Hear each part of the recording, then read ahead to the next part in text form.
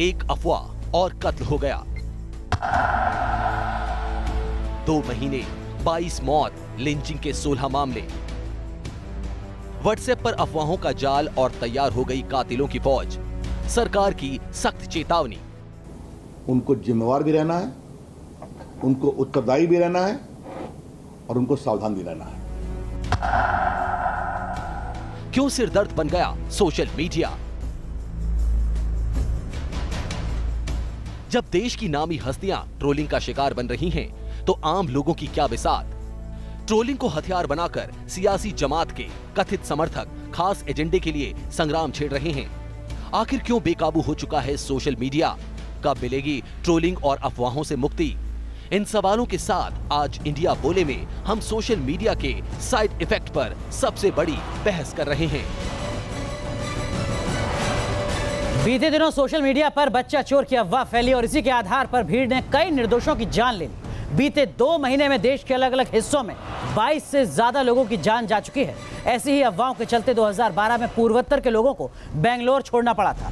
2013 के मुजफ्फरनगर दंगों से लेकर जुलाई 2017 में पश्चिम बंगाल में हुई सांप्रदायिक हिंसा तक में सोशल मीडिया की ऐसी ही कई अफवाहों की बड़ी भूमिका थी। सोशल मीडिया में ट्रोलिंग एक नई और बड़ी समस्या है। वैसे तो कहानियों में डरावने जानवर को ट्रोल कहा जाता था, लेकिन सोशल मीडिया में ट्रोल वो है जो किसी भी मुद्दे पर गैर जरूरी बातों से मुद्दे को ही भटका दे, आपके बारे में उल जलूल बातें लिखे, धमकियां दे। व्यक्तिगत स्तर पर कोई ऐसा करे तो उसकी मनोवैज्ञानिक स्थिति समझ में आ सकती है, लेकिन दुनिया भर में राजनीतिक दल, सरकारें और बड़ी संस्थाएं तक ट्रोलिंग को बढ़ावा देते हैं। आरोप हमारे दलों और नेताओं पर भी है। हाल ही में सुषमा स्वराज और प्रियंका चतुर्वेदी जब ट्रोलिंग का शिकार हुए तो सोशल मीडिया पर अफवाहों के साथ साथ ट्रोलिंग पर नए सिरे से बहस शुरू हुई। ट्विटर के मुताबिक नई तकनीक के सहारे हर रोज 50,000 नकली खातों पर रोक लगी है। वहीं व्हाट्सएप भी सख्ती का वादा कर रहा है। डेटा चोरी विवाद के बाद फेसबुक भी ऐसा ही ऐलान कर चुका है। तो क्या सोशल मीडिया पर अब ट्रोलिंग बंद हो जाएगी? सोशल मीडिया पर अफवाहें अब नहीं फैलेंगी?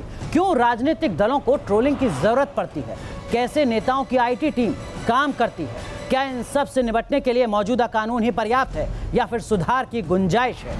आप अफवाहों से कैसे बचें, ये सब कुछ समझने की कोशिश आज इंडिया बोले में।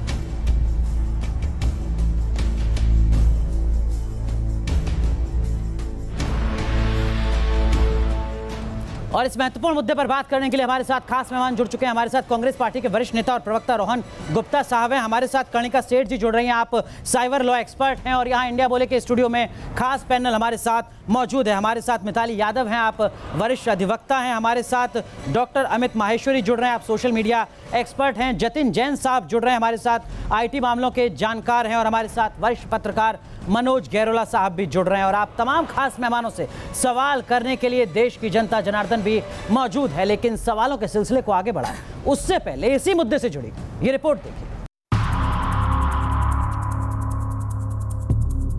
शहर शहर अफवाहों का जाल, बच्चा चोरी की अफवाह और कत्ल पर कत्ल, ऐसी घटना जिससे पूरे देश में हड़कंप है। इन सारी अफवाहों का जरिया बन रहा है सोशल मीडिया। जरा सोचिए, 2 महीने में लिंचिंग के 16 मामले और 22 लोगों की मौत।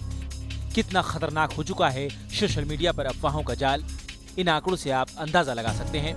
मामले की गंभीरता को देखते हुए सरकार की तरफ से सख्त हिदायत दी जा चुकी है।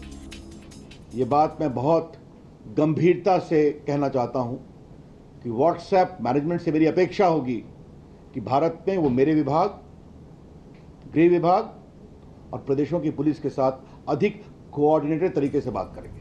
लिंचिंग के मामले बढ़े हैं। सोशल मीडिया पर अफवाहों के असर की बात करें तो 2012 में सोशल मीडिया पर अफवाहों ने इस अंदाज में जोर पकड़ा कि बेंगलुरु से पूर्वोत्तर के लोगों का पलायन होने लगा।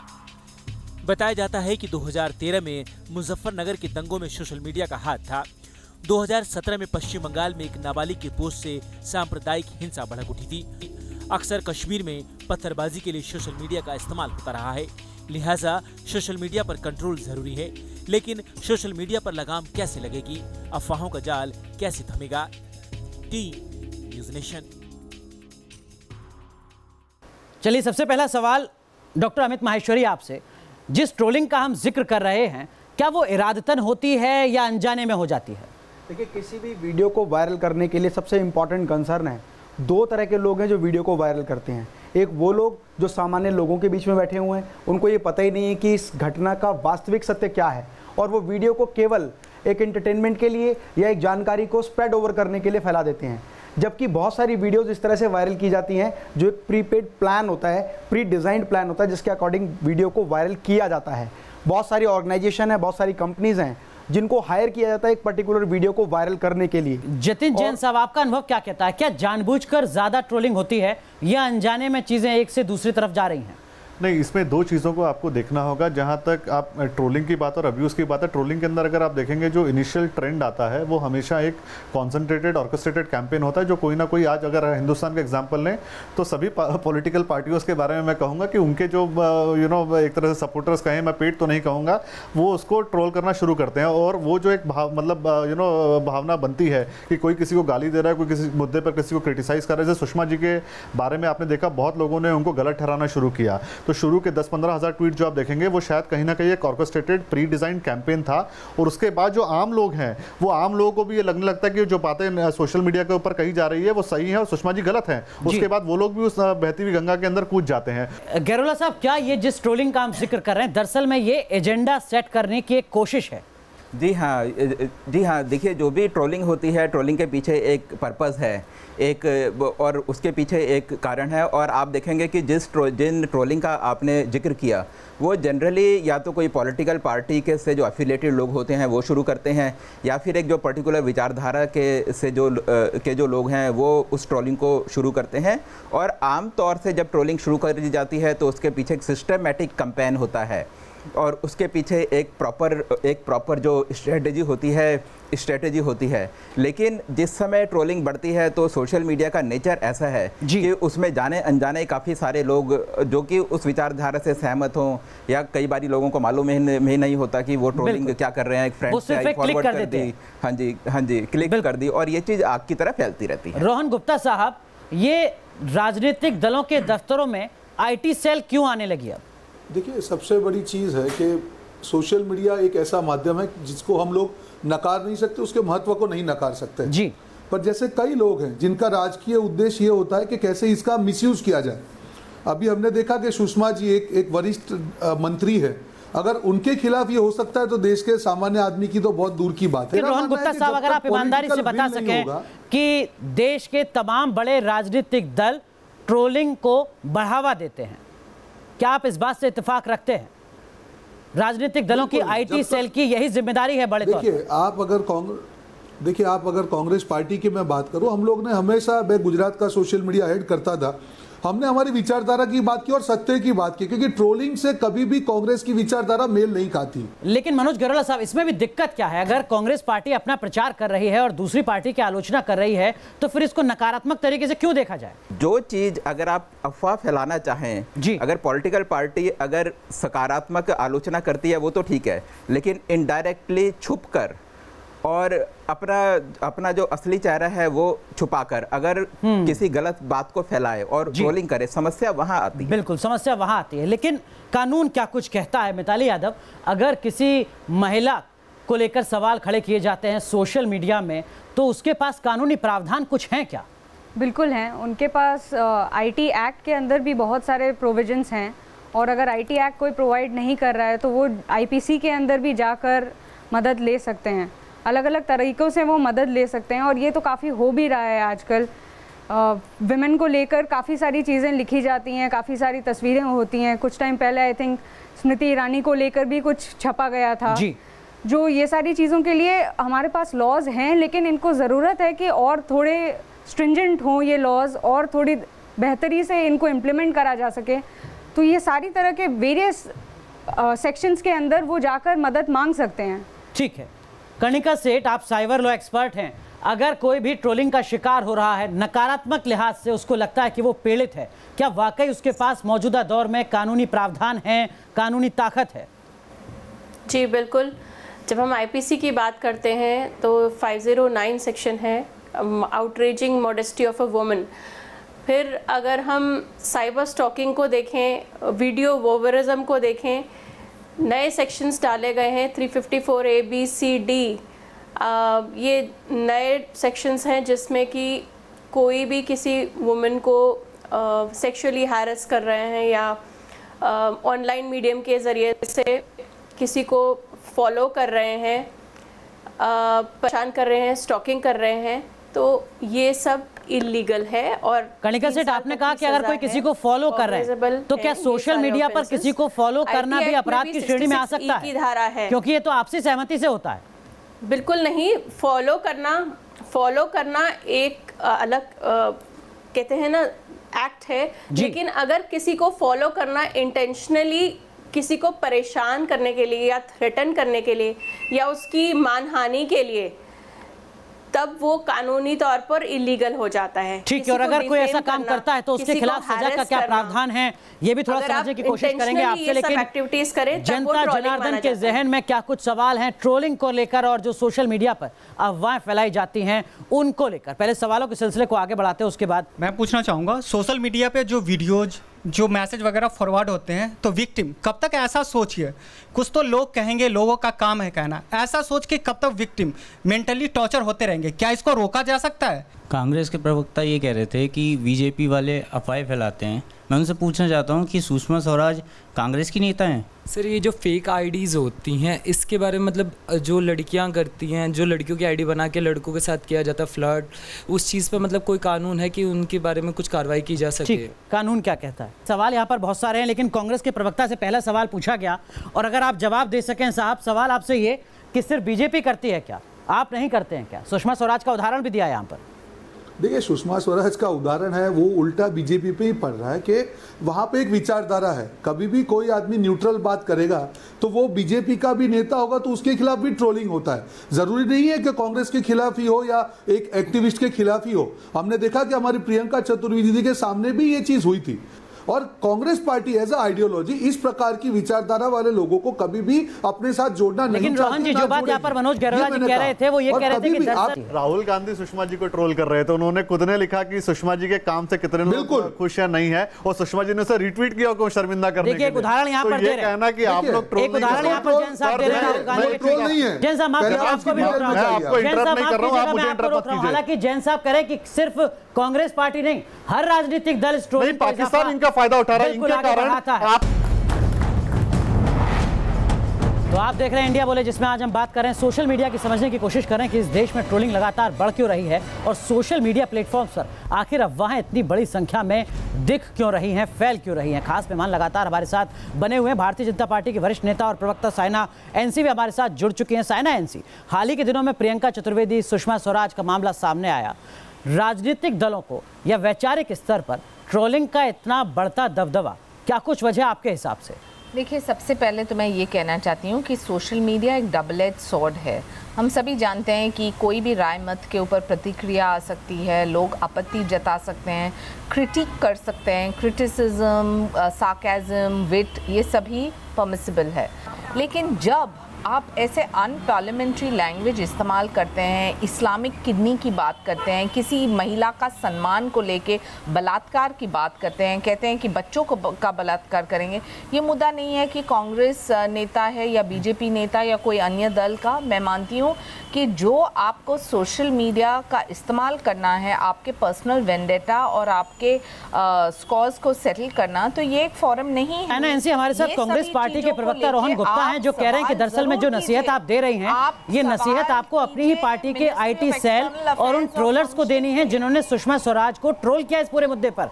देखिए, कांग्रेस पार्टी जो कहती है वो जाने कि वो क्यों कह रहे हैं और क्यों राजनीति लाना चाहते हैं। जब हम जैसे नेता कह रहे हैं कि उनके नेता को भी ट्रोल किया जाता है तो वो भी गलत है, वहाँ वो हमारा समर्थन नहीं देंगे। और रोहन गुप्ता, क्या आप इस बात से इत्तेफाक रखते हैं जो शाइना एनसी कह रही हैं? बिल्कुल नहीं। आजादी और अब्यूज, ट्रोलिंग में बहुत ज्यादा फर्क है।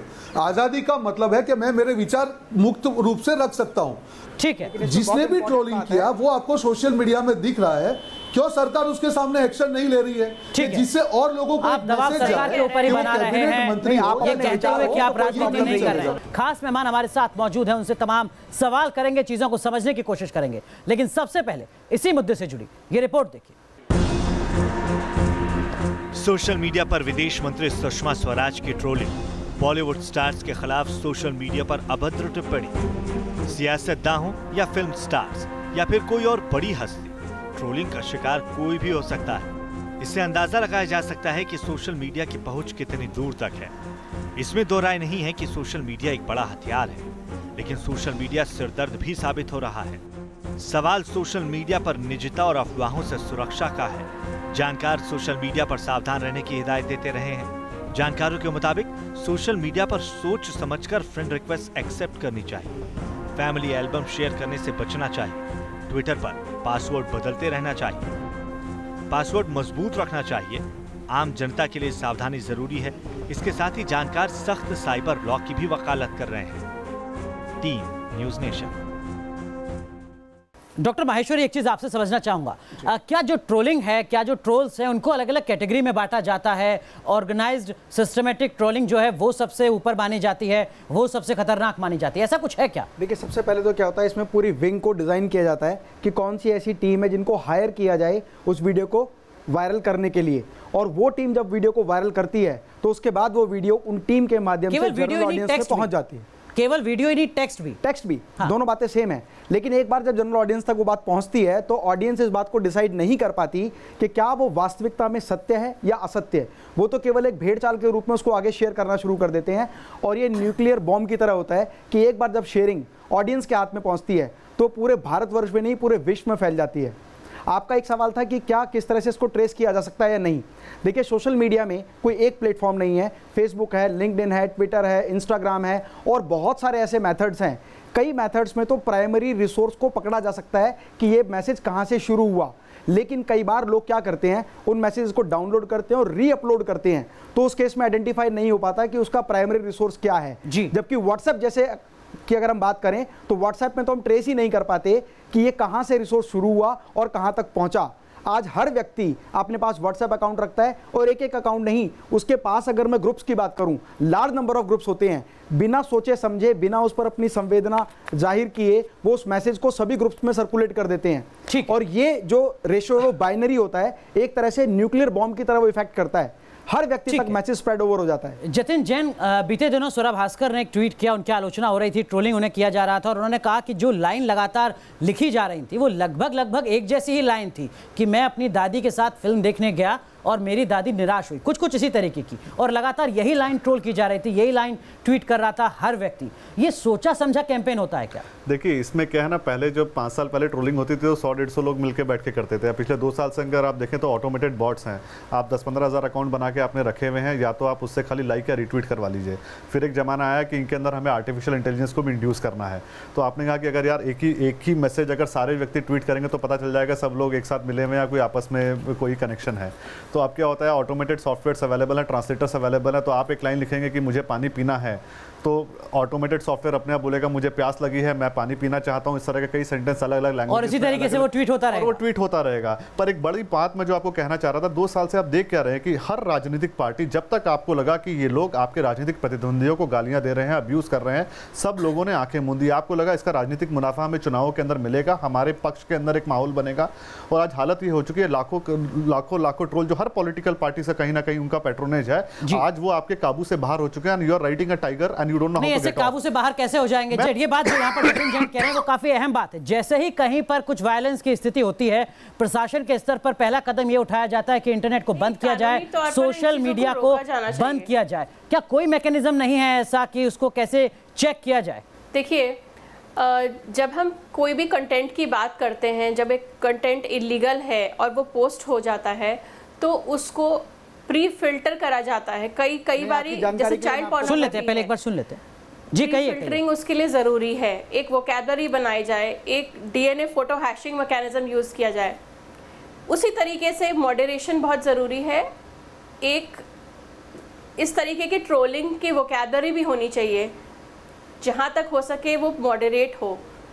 बिल्कुल ठीक है कर्णिका जी, मैं आऊंगा आपके पास। आप कुछ कहना चाह रहे थे? नहीं, इसको रोका नहीं जा सकता। इसका कारण मैं आपको बताता हूँ। आज बहुत सारे सर्वर, माहेश्वरी जी कह रहे हैं कि इसको रोका नहीं जा सकता, जहां पर सारा का सारा जो मैसेज उसको रीड नहीं किया जाता, इनक्रिप्टेड मैसेजेस होते हैं। अगर मैं व्हाट्सएप की बात करूं तो व्हाट्सएप को खुद नहीं पता है कि जो मैसेज वो सर्कुलेट हो रहा है उसमें क्या लिखा हुआ है, पूरा इनक्रिप्टेड है। व्हाट्सएप के पास ऐसा कोई लैंग्वेज नहीं है कि उसको रीड कर पाए जो मैसेज आपस में सर्कुलेट हो रहे हैं। और व्हाट्सएप का अपना सर्वर भी नहीं है। शायद जतिन जैन आपकी बात से इत्तेफाक नहीं रख रहे हैं। मैं पूरी तरह से असहमत हूं। ये जो झूठ का प्रोपेगेंडा इन टेक्नोलॉजिकल कंपनी से फैलाया है, व्हाट्सएप कल कहते हैं हम कदम उठाएंगे इन चीजों को रोकने के लिए। मैं कहूं इससे बड़ी फेक न्यूज कुछ नहीं है। जो तीनों कदम उन्होंने बताए तो पहले से हो रहा है। क्या ये वास्तव में जागरूकता के स्तर पर कमी है, या ये सवाल कहीं ना कहीं सोशल मीडिया का इस्तेमाल करने वाले लोगों के विवेक पर भी खड़ा करता है? ये देखिए, ऐसा है कि दो इशू अलग अलग हैं। अगर आप देखिएगा कि महाराष्ट्र में अभी जो ये घटना हुई कि अपहरण की अफवाह फैली और उसके कारण वो चाइल्ड किडनैपर के नाम पे कुछ लोगों को मार दिया गया, वो एक उसका बेसिक कारण क्या है कि स्मार्टफोन और व्हाट्सएप जैसी चीज़ आपने समाज के उन लोगों को दे दी हैं, लेकिन उससे पहले जो शिक्षा देनी चाहिए थी वो शिक्षा उनको नहीं दी है। और ये कर्तव्य है सरकार का, ये कर्तव्य है समाज का, सोशल जो भी ग्रुप्स हैं उनका, कि उनको पहले इस चीज़ की शिक्षा दी जाए, बताया जाए कि व्हाट्सएप में जो भी चीज़ आती है वो सत्य नहीं है जी। दूसरा आप देखेंगे कि अभी मेरा फोकस महाराष्ट्र पे है। इस तरह की जो घटनाएं होती हैं, इस तरह की घटनाएं सरकार, जो हमारे समाज के जो निचले तबके के लोग हैं, वो लोग हैं कि जिनके अगेंस्ट इस तरीके के अत्याचार व्हाट्सएप के आने से पहले भी होते थे, उन्हीं के अगेंस्ट होते हैं। किसी अमीर आदमी के बच्चे को अगर आप देखें तो इस्लाम के नाम पे कोई नहीं मारता। किसी अमीर आदमी को आप चाइल्ड किडनैपर कह के कभी नहीं मारते। गरीब ही है, ये बेसिक पीड़ित गरीब ही है। और हमें समाज की ये एक अहम बात है जो आप कह रहे हैं। साइना एनसी हमारे साथ जुड़ी हुई हैं। साइना एनसी, सरकार ने बताया कि सरकार को कोई जानकारी ही नहीं है कि सोशल मीडिया पर नकारात्मकता फैलाने की घटनाएं बढ़ रही हैं या कम हो रही हैं। सरकार ने कहा कि सरकार कोई डेटा नहीं रखती है कि अफवाहों को किस तरीके से बढ़ाया जा रहा है, फैलाया जा रहा है या नहीं फैलाया जा रहा है। सरकार से पूछा गया कि सोशल मीडिया पर मैसेज करने की जो पॉलिसी है, क्या उसको आप रिव्यू करेंगे, क्या कोई नई नीति बनाएंगे? सरकार ने कहा ऐसा कोई प्रस्ताव नहीं है।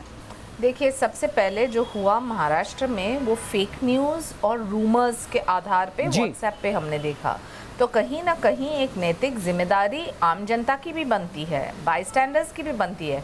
हर चीज़ के ऊपर हम कहेंगे कि सरकार क्या कर रही है, प्रशासन क्या कर रही है, कौन से ऐसे कानून लागू कर रहे हैं। एंटी ट्रोलिंग लॉ लाना आवश्यक है जहां अब्यूज़ और थ्रेट टू लाइफ है। हाँ, बिल्कुल, हम सभी सहमत हैं इस पे।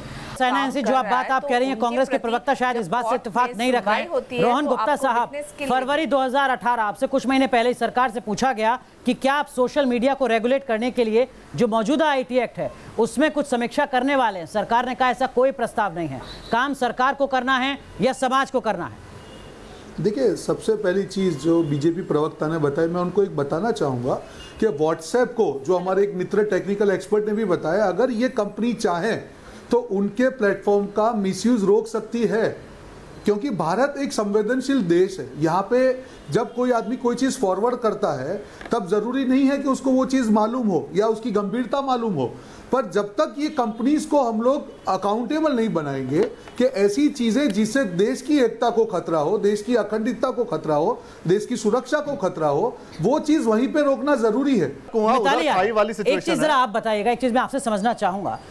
कार्टूनिस्ट 2012 में एक कार्टून बनाते हैं, 66A के तहत उनको जेल भेज दिया जाता है। पालघर की लड़कियां कुछ सोशल मीडिया पर कमेंट करती हैं, उनको जेल भेज दिया जाता है। एक ममता बनर्जी का कार्टून बनाते हैं 2012 में, उनको भी जेल भेज दिया जाता है। प्रधानमंत्री पर 2014 से पहले एक जोक एयर इंडिया के कर्मचारी कुछ लिखते हैं और उसके बाद उनको जेल भेज दिया जाता है। ये जो आज़ादी की स्वतंत्रता है और इस तरीके की अभिव्यक्ति है जिस पर ऐलान है, जिस पर आलोचना है, ये बीच का जो अंतर है, क्या ये कहीं चुनौती भरा है? कैसे आप तय करेंगे फ्रीडम ऑफ एक्सप्रेशन है या फिर ये किसी की आलोचना है, ये उसकी बुराई है?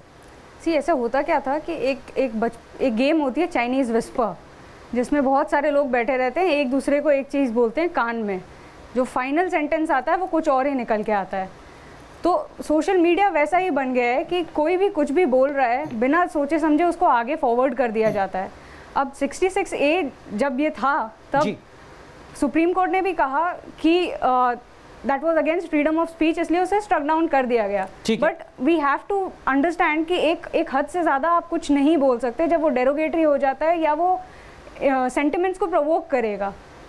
तो हमारी कही हुई हर बात अभिव्यक्ति की आज़ादी नहीं हो सकती, डेफिनेटली नहीं हो सकती, लेकिन where the line has to be drawn, वो बहुत ज़रूरी है समझना कि मेरे दिल में जो भी आए अगर मैंने उसे बोल दिया। ये कौन तय करेगा, हम तय करेंगे या सरकारें तय करेंगी कानून बनाकर, या संविधान में पहले से चीजें तय हैं? इसको लेकर थोड़ा सवाल करते हैं। जी, मेरा सवाल है कि यहाँ पे राजनीति की बात कर रहे हैं आप लोग, लेकिन व्हाट्सएप और फेसबुक पे भगवान को भी आजकल ट्रोल किया जा रहा है। जो ट्रोल्स होते हैं फेक अकाउंट से बनते हैं, तो क्या कुछ आईटी डिपार्टमेंट कुछ ऐसा नहीं ला सकता है कि ये फेक अकाउंट्स बनना ही इनिशियल स्टेज पर ही रुक जाए, फेक अकाउंट्स ना बने, कुछ आईडी के थ्रू अकाउंट्स बने? बुनियादी बात ये कि इसका समाधान क्या है और समाधान कहाँ से होगा? समाज की जागरूकता के स्तर पर या सरकार के स्तर पर नई नीतियां बनानी होंगी। तो इंडिया बोले में आज बात हो रही है सोशल मीडिया की, उसके बढ़ते दायरे की और उससे पैदा होती चुनौतियों की। खास मेहमान हमारे साथ लगातार बने हुए हैं और इस दौर में समझने की कोशिश करेंगे उन चुनौतियों से निपटने के लिए समाधान क्या है। शाइना एनसी, सबसे पहले आपसे समझना चाहेंगे, क्या कुछ किए जाने की जरूरत है सरकार के स्तर पर, समाज के स्तर पर, कंपनियों के स्तर पर? देखिए, सबसे पहले हर एक व्यक्ति को हिम्मत दिखानी है, क्योंकि जब कुछ गलत होता है तो ज़रूर रजिस्टर कीजिए कंप्लेन। साइबर क्राइम है, यहाँ केसेस गंभीर हैं। मैं मानती हूँ कि शासन प्रशासन काम करेगी। मिताली यादव, जो मौजूदा कानून है जिनका जिक्र यहाँ पर करने का सेट कर रहे हैं, आपके मुताबिक क्या वो पर्याप्त हैं? दो एस्पेक्ट्स हैं, एक लॉ क्या कर सकते हैं और कितने लॉज हमें नए बना लेने चाहिए, दूसरी किस तरह की अवेयरनेस हमें रखनी चाहिए और क्या क्या हमें मेजर्स इंटरनली लेने चाहिए। 2019 का लोकसभा चुनाव सामने है, उससे पहले कई राज्यों में विधानसभा चुनाव है। ट्रोलिंग की अपनी भूमिका होती है राजनीतिक लिहाज से। जिस कदम की बात यहाँ पर जानकार कह रहे हैं, क्या वाकई वो कदम उठ पाएंगे? ये देखिए, ऐसा है कि मेरे ख्याल से जो लॉन्ग टर्म सॉल्यूशन क्या है, अगर हम 2019 की बात ना करें, हम देखते हैं कि चाइना में सोशल मीडिया और इंटरनेट को काफ़ी अच्छे तरीके से उन्होंने कंट्रोल किया है। हमारे यहाँ जैसे गूगल है, सारा का सारा इंटरनेट का ट्रैफिक बाहर जाता है। चाइना में उनका अपना सर्च इंजन है, सारा ट्रैफिक अंदर ही रहता है, तो गवर्नमेंट को वहाँ कंट्रोल रहता है। उस केस में अगर आप कोई लॉ बनाते हैं तो लॉ को इम्प्लीमेंट भी कर सकेंगे। आज की डेट में आप कुछ भी लॉ बनाइए, लॉ का इम्प्लीमेंटेशन पॉसिबल ही नहीं है यहाँ। ठीक है, तो इस तरीके की पेचीदगियां भी हैं, लेकिन सवाल बड़ा है, सरकार को इसका जवाब खोजना है और आपको भी खोजना है। सोशल मीडिया पर कोई भी संदेश किसी दूसरे को भेजने से पहले 2 बार जरूर सोचिएगा। बहुत बहुत शुक्रिया आप सभी मेहमानों का जुड़ने के लिए और अपना अपना अनुभव साझा करने के लिए। बहुत बहुत शुक्रिया आप सभी दर्शकों का कार्यक्रम देखने के लिए।